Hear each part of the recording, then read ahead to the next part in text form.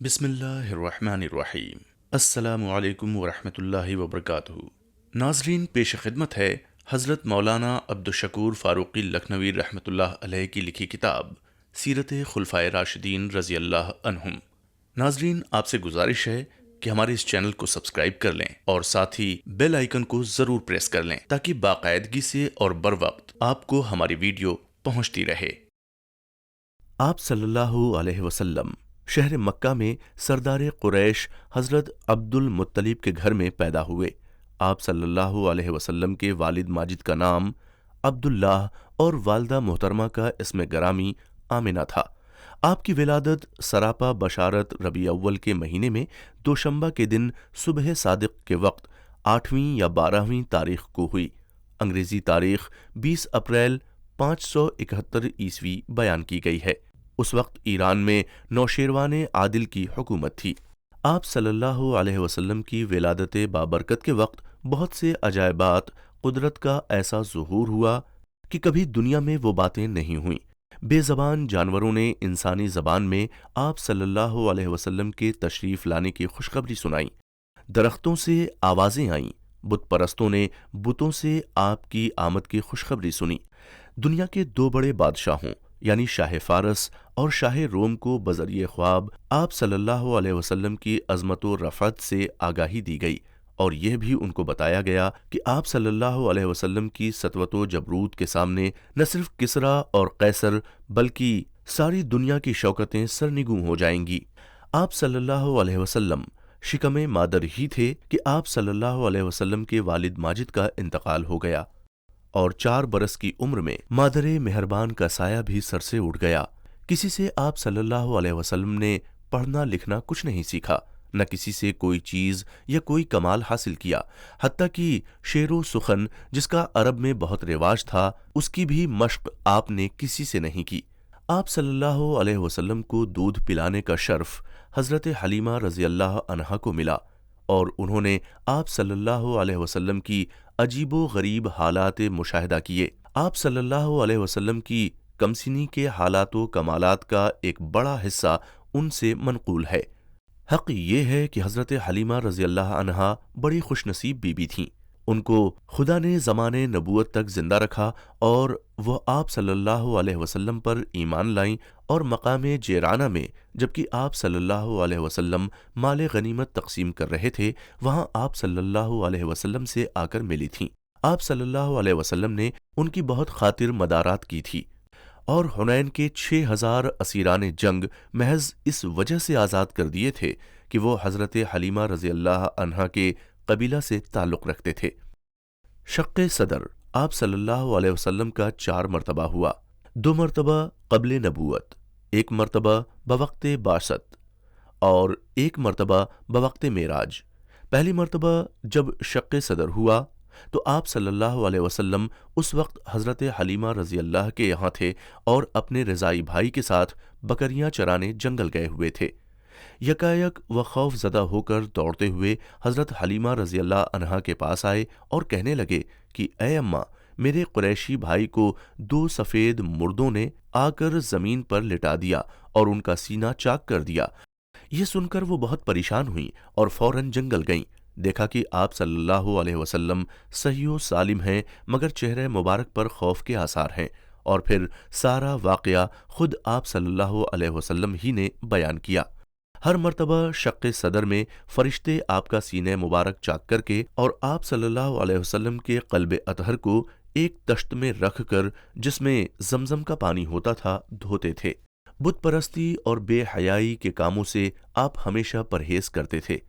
آپ کی صداقت و امانت قبل نبوت بھی تمام مکہ میں مشہور تھی، اور آپ کا لقب صادق اور امین تھا۔ جب آپ کی عمر گرامی 25 سال کی ہوئی تو حضرت خدیجہ رضی اللہ عنہا کے ساتھ آپ کا نکاح ہوا، جو خاندان قریش میں ایک بڑی دانش مند اور دولت مند خاتون تھیں، اور آپ صلی اللہ علیہ وسلم کے اوصاف و کمالات سن کر یہ اندازہ کر چکی تھیں کہ جس نبی موعود کی پیشن گوئیاں علماء یہود اور نصاری بیان کرتے ہیں کیا عجب ہے کہ وہ آپ صلی اللہ علیہ وسلم ہی ہوں۔ حضرت خدیجہ رضی اللہ کی عمر بوقت نکاح 40 سال کی تھی۔ آپ صلی اللہ علیہ وسلم کی سب اولادیں انہی کے بطن سے ہوئیں، سوائے حضرت ابراہیم کے کہ وہ حضرت ماریہ رضی اللہ کے بطن سے تھے۔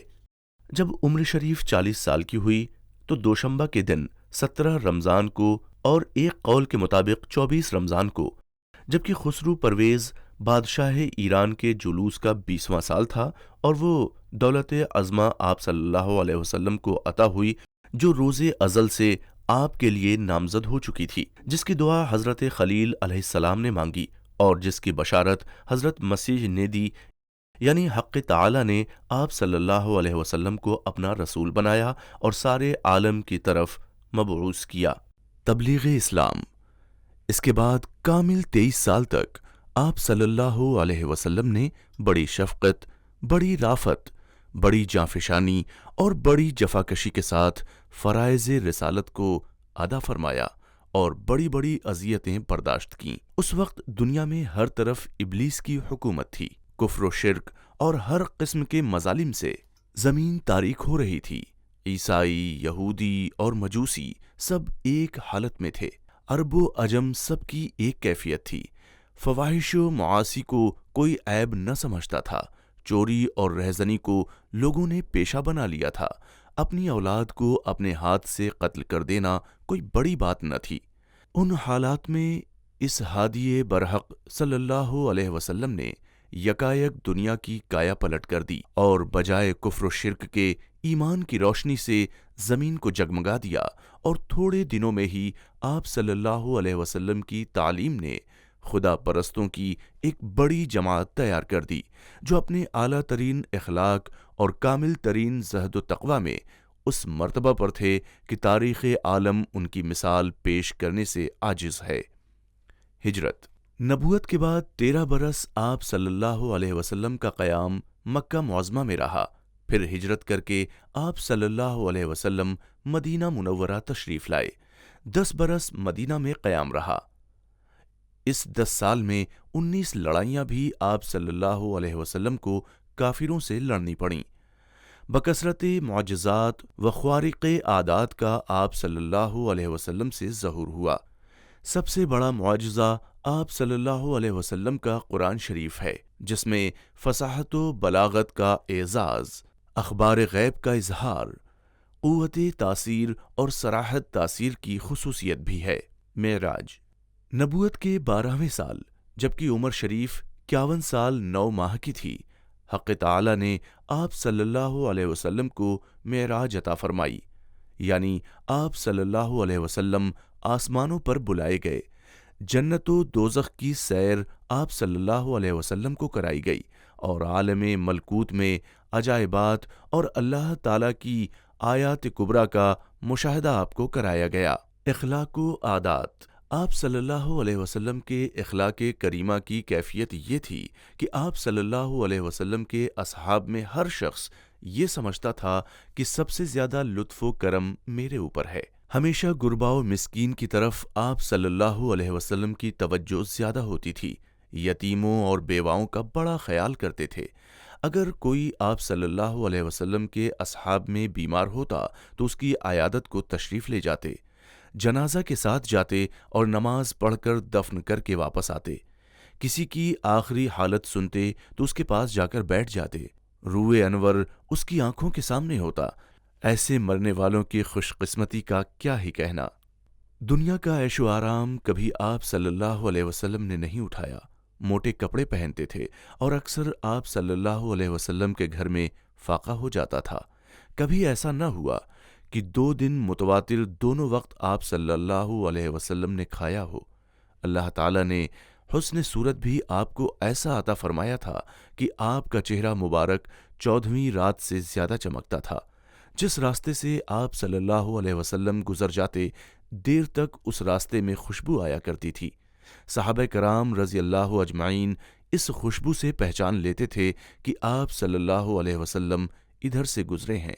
وفات۔ جب آپ صلی اللہ علیہ وسلم کی عمر شریف 63 برس کی ہوئی اور ہجرت کا 11واں سال شروع ہوا تو 12ویں ربیع الاول کو دوشنبہ کے دن بوقت چاشت 14 دن بیمار رہ کر اس عالم سے رحلت فرمائی اور رفیق اعلیٰ جل مجدہ کے جوار عزت میں سکونت اختیار کی۔ انا للہ و انا الیہ راجعون۔ آخری وصیت جو آپ صلی اللہ علیہ وسلم نے مسلمانوں سے فرمائی تھی وہ یہ تھی کہ نماز کی حفاظت کرنا اور اپنے لونڈی غلاموں کے ساتھ نیک سلوک کرنا۔ حضرت عائشہ رضی اللہ عنہا کے حجرے میں جس جگہ آپ صلی اللہ علیہ وسلم کی وفات ہوئی تھی وہیں آپ کی قبر شریف بنائی گئی جو زیارت گاہ عالم ہے۔